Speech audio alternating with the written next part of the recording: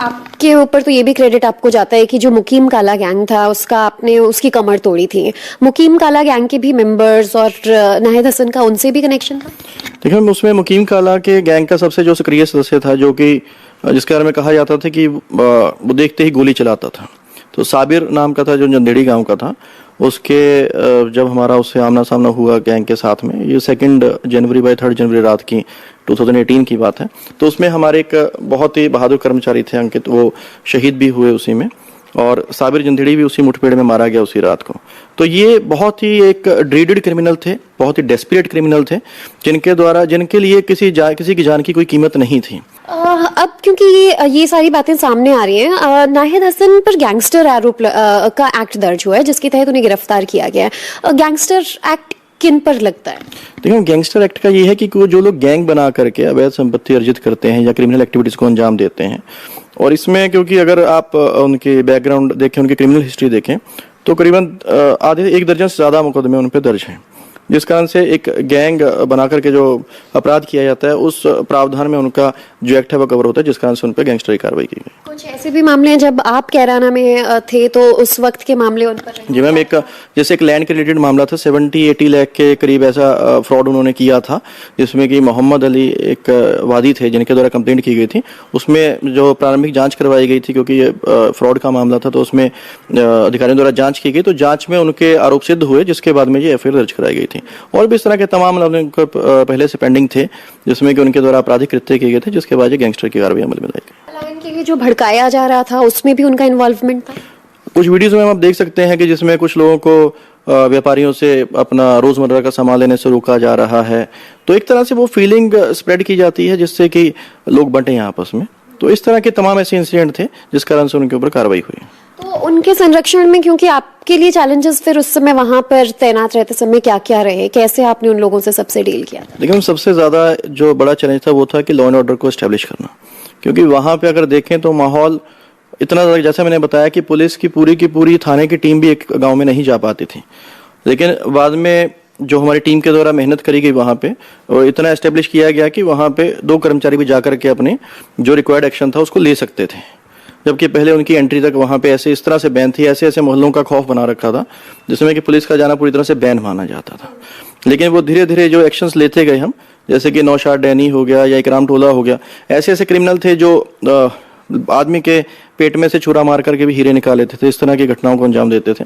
इस तरह से जैसे मैंने बताया कि किसी इंसान की जान को जान समझते नहीं थे, किसी कीमत को नहीं समझते थे, तो उनके ऊपर जब कार्रवाई की गई तो डेफिनेटली एक विश्वास लोगों के अंदर पैदा हुआ, जिसके बाद उन्होंने प्रशासन में अपना विश्वास महसूस किया, और उसके बाद वहाँ पे एक लोकल मेला भी लगता था जो मेरे ख्याल से 2 दशक के बाद वहाँ पे लग पाया।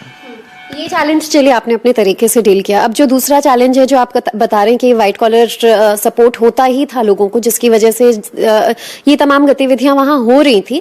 आपके ऊपर नाहिद हसन ने काफी आरोप तब भी लगाए थे कि आपकी कार्रवाई पर भी सवाल उठाए थे, एनकाउंटर्स पर भी सवाल उठाए थे। देखिए, एनकाउंटर्स का ये है कि उसमें एक बहुत ही लीगल प्रोसेस रहता है, उसमें मजिस्ट्रेट इंक्वायरी होती है, मुकदमा दर्ज होता है, उसकी जांच होती है, उसके बाद अगर कोई ऐसा इशू होता है तो उसके बाद स्पेशल एजेंसी को जांच दी जाती है, जैसे सीबीसीआईडी को या अलग एजेंसीज हैं जांच करती हैं। तो ऐसा कोई भी मेरे ख्याल से हमारे अगेंस्ट में कोई भी चीज़ प्रमाणित नहीं पाई गई जिसमें कोई गलत कोई भी एक्शन पुलिस के द्वारा लिया गया हो।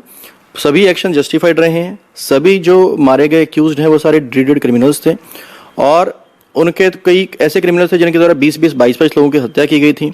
उनका इतना खौफ था कि जो जिनकी हत्याएं करी थी या उनसे जुड़े हुए लोग थे, उनके बच्चे तक स्कूल पढ़ने के लिए नहीं जा सकते थे, 10-10, 12-12 साल की उम्र तक। और ये उन्हीं लोगों ने राहत महसूस करी कि जब ये ऐसे क्रिमिनल्स वाइप आउट हुए हैं, उसके बाद वो बच्चे पढ़ने जाने लगे। लोगों के बीच कैराना में आखिर इतना सपोर्ट है या खौफ है नाहिद हसन को लेकर, क्योंकि वहां से वो विधायक भी रहे और अब फिर से एक बार फिर समर्थन उन्हें कहा जा रहा है जनता का मिलेगा? देखिए, हम वो तो पब्लिक का ओपिनियन है कि वो किस तरफ क्या रुझान उनका है, लेकिन अगर वहाँ के लोग ही उनके अगेंस्ट में कंप्लेंट कर रहे हैं, जैसे मैंने बताया कि 420 की कंप्लेंट, 70-80 लाख के फ्रॉड की कंप्लेंट जो एक लोकल आदमी के द्वारा की गई, इस तरह के तमाम ऐसे इश्यूज थे जो लोकल लोगों द्वारा रिपोर्ट किए गए। व्हाइट कॉलर क्रिमिनल्स की बात करें तो बिना उनके संरक्षण के कोई भी अपराधी पनप नहीं सकता। उसको अगर छुपने की जगह मिलेगी, उसको उसके बचाव करने वाला कोई मिलेगा, तभी वो अपराध करेगा। अगर उसको पता है कि उसको अपराध करने के बाद सीधा दंड ही मिलना है तो कोई क्रिमिनल अपराध नहीं करेगा। और कैराना में रहते हुए आपका तो कई बार 1-to-1 हुआ होगा उनसे आमना सामना? हाँ मैम, डेफिनेटली। वो तो खैर जहाँ भी लोकल पोस्टिंग रहती है तो वहाँ क्योंकि पब्लिक रिप्रेजेंटेटिव हैं तो आमना सामना तो होता ही है। तो किसी तरह का दबाव आप पर भी हुआ करता था फिर? नहीं मैडम, मेरे वो दबाव देखिए, दबाव लेने वाले के ऊपर होता है। हमने कभी ऐसा दबाव महसूस नहीं किया। जो सही है वो कार्रवाई करी, और जैसे मैंने बताया कि हमेशा ये कोशिश करी कि कानून का राज स्थापित हो।